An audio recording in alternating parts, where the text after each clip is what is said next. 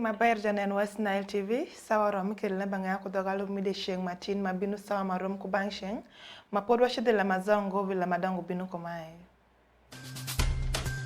juwe shu ikumlemba lara pango munyai inebi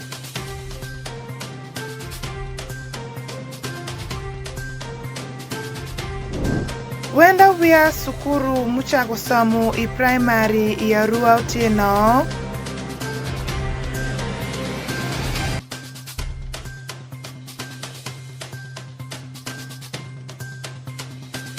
Judiru umitu gwa kushwish mutia kudhanu pi aloka maber.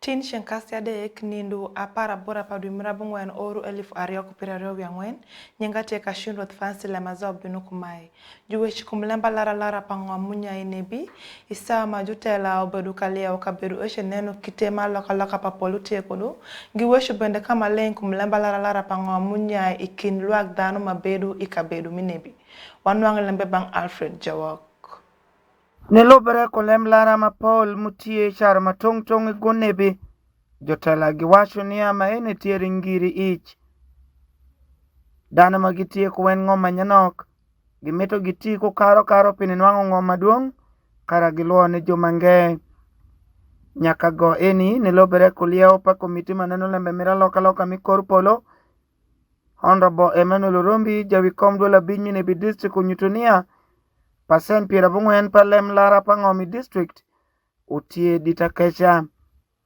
ewachi niya ya polpa district maleme netie ye utie pakwach karachelo kuzombo kama dana mapol malembe ni mulukumgi jomange junekugi manke gemiurete komgi.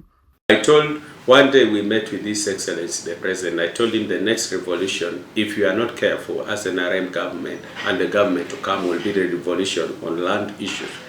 I think we have not discussed comprehensively enough the issue of land. Then also, as His Excellency normally he is having initiative of educating and creating awareness among his people on how they must manage land, not distribute and the rest. But one question is, from the traditional perspective or point of view, Orombi bende unyuto kama leng niya mitu tiepi ni ponjo luak dano nzilo ne dana magitie kolem lara pangom karawek gidar lembene opio enyang nye sama pol kadokot pidu galo ni daro lembe pangom uketo jomange malembene mulukom gichalo jomamegu awiyakich monto kujuro goro they will cause it like drunkenness and the rest. And even now in the community, it has come out that most of these people, you see, they are over drinking. They look disorganized. They say the uncle has bewitched him because he wants the land from the father. And they killed the father, and now he's bewitching this one. So can we deal with the issue of land so that we understand witchcraft and other things more clearly? But unless we deal with the issue of land, that's the foundation of conflict, that's the foundation of hatred, the foundation of every evil we see in our society today. NK Olama Stephen Clay, Muti Assistant RDC Minebi District, and Bende Kwa Jutela Mite Kwaro, Gibeki Ket Judango Pagamente Bende, Unge Pilem Daro Lara Pangom, Enyutuni Dana Go Nebinia, Gibike to Luak Danu Negipin. For the good work you are doing for the people, by name I'm called Olama Stephen Clay, Assistant RDC Navy. Well, since we reported in April 2024 up to now, we have experienced a lot of land dispute cases, and we have a lot of obligations to fulfill as we have been mandated from the Office of the President: patriotism, Pan-Africanism, fighting corruption, mobilization, and also handling these issues of land, because we are preparing people for 2026. Many nyutu bero mi bedo kutwero mi ngom dikiri ikin luak dana magikwoi iye. Alfred Jawok, West Nile TV, LEMB ANGEYA. Niwe kumaisha judiro mitu jugwak shuish mutia kudano piniketa loka papulu be maber majukwayo dano ni pidu yen man ni gwaku lengu juwe shulembe eni rombu madelo pa mempro ushaku ikabiri majulongu Tropical Suites Hotel ya Dura Miarua. Farish Majid utie kwa lembe mazao. Uda loka pango muti yengo maber akasha doku besendo ngomzo juro dero maneno lempa gwoko shuish mutia kudano ube kwayo mako chinkara chielo kan umaku dano unenya shuish mutia kudano utie maber lembe ubinu isawa ma tish mandano mapol ubetimu bekelu adwogi marash ikum shuish mutia kudano enugi ma ikin lapor utie tonguyen makun gibe pedungo mukende Nilo bere ko juro dero maneno lempa gwoko shuish mutia kudano enugi nyotu shuish mutia kudano utie paro marash madano tie kodo doku mako gwek lemnechen kan umako gi jikelu nyote kum kabedu man shuish mutia kudano Drania poporita mutie ja minister madit maneno lempa samu man tugu iteker kwaro palogbara majalungu logbara kari uwashu nyoto shuish mutia kudano utie gina shell moku ma ubetimere lo bere ko chik matek mupe ikum shuish mutia kudano enugi sheke.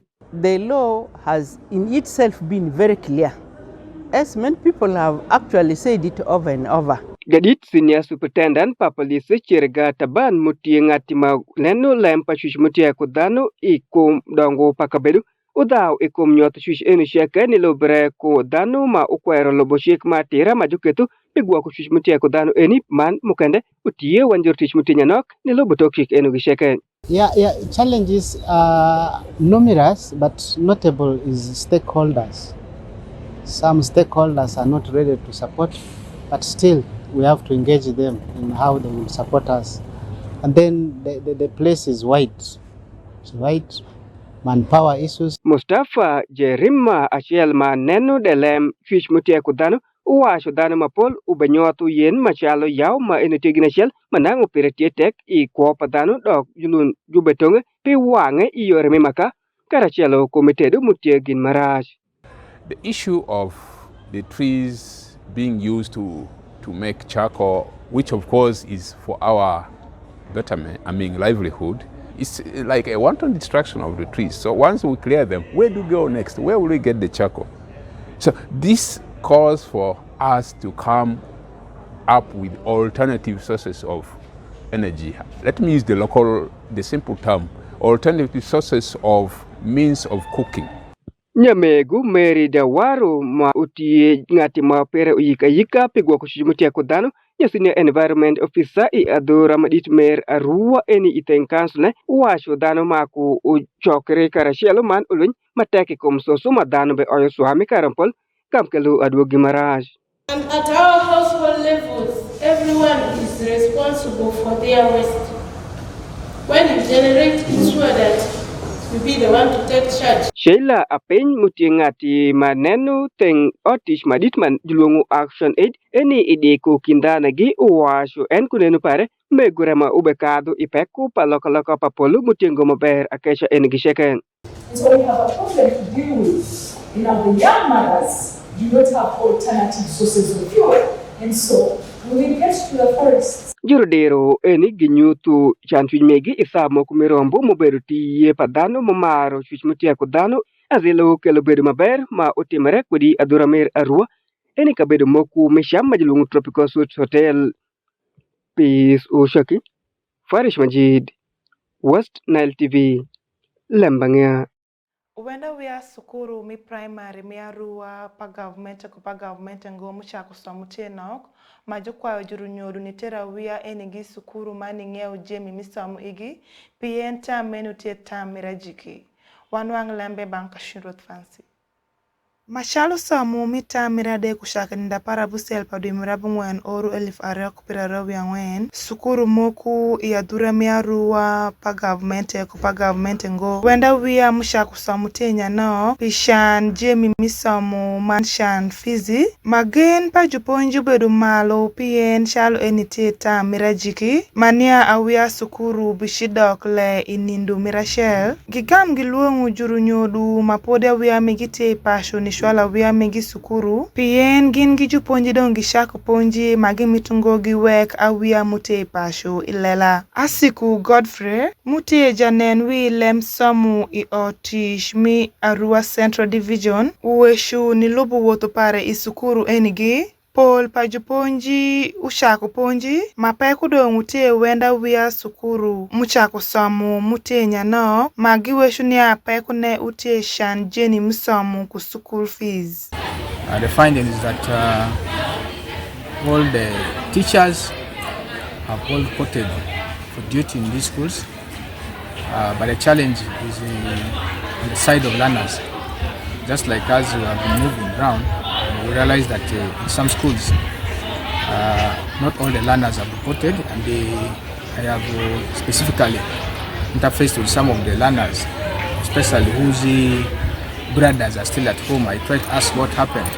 The children were able to tell me that some of their brothers are sick, others are saying scholastic material like books, pens, and pencils have not been given to their brothers and cousins. That's why they have remained home.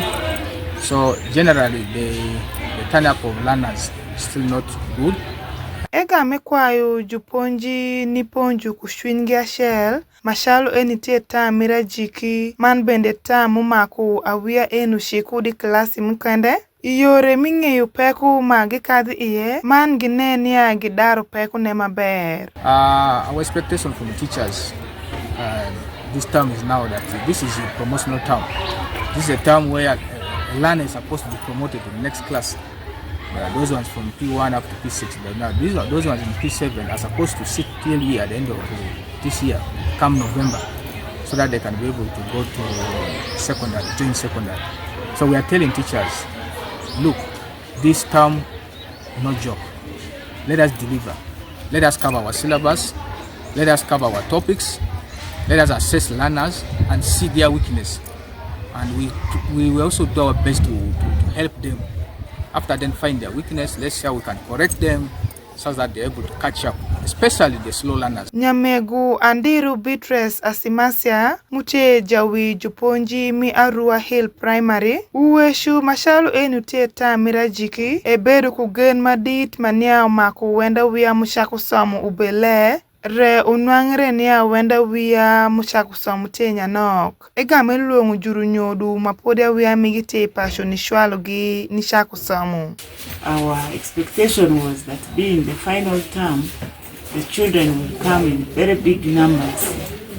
But to our dismay, we only received 1,010 pupils today from P1 up to P7 out of 2,306. We want to appeal to the parents to send their children because our expectation for this term 3 is very high. That's why teachers started teaching straight away on day 1. We appeal to the parents that let them send their children because this is the final term and where teachers are doing the final touches. Jadit Iconox Gordon, Mute Jakor Jawi Juponji Isukuru mi Good Day Primary, Uweshu wenda wia mushaku somu ibangi perasha kesha, magenu nya wenda wia sukuru mudongi pashu ubeshisha kusoma podi yenga eni thumungo, Uweshu bende nya Juponji mi sukuru pare ushaku ponji uramu. We had a good start. We registered 41 boys and 48 girls, a total of 89. On the part of the teachers, we registered 12 teachers present. Out of these, 7 are females and 5 are males. Otherwise, all is well. Lessons started today we are going on well so far. Ta mirade keni ushaku inindwa parabusiel padu mirabungwen oru 2024 metie bende ta majushwalu awia ikilasi mukende man bende awia mikilasi abiru timu penji mamalo pinishidu isinia nilubu kalenda mitama eni awia sukuru bishisamu pi nindu pirabora wiario kunindu miyo moku ikinde kashindo tfansi West Nile TV LEMB ANGEYA. Jutela ya jumanu kwa ujuru nyodu ni shwako sompa awia yore mingeo igijemi misomo mani duwaku gisomo mashaluta mirade kushako wanuang lembe bangunzima alan Shalu masomo odaro shako iruo mi sukuru sheke mutie kudingome Uganda peta meradek mi oro lifareo kupire wangwen juru nyodu mutie kudia Jumani district unwang luongo ni shwako awia megi kujeni cheka metere pisomo man umako gichwala wia eno isukuru karagi chupanwangu ponjiri machon isawa mi wesho kudugor LEMB ANGEYA inindu apara busiel padumira bungwen oro lifareo kupire wangwen jadit dema Robert mutie ngat maneno wilempa somo kudia Jumani district uwasho shalo masomo mitamerde kutie somo majishwalo awia iruompa somo mukende awia sheke mutie i district ma eno juru nyodu mako shwal gikara gishopu wotu kara shalo kudawia sukuru wadging. It is, as we know, is a promotional term, and many things have to happen very fast.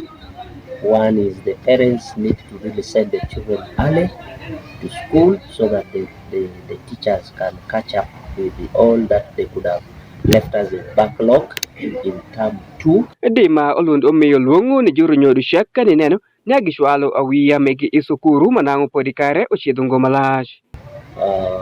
Of course, as we open, there is a need for the parents to support the children with the scholastic materials, support them with paying the contributions that they could have agreed with the school in time so that the school find it easy to manage the activities of the term.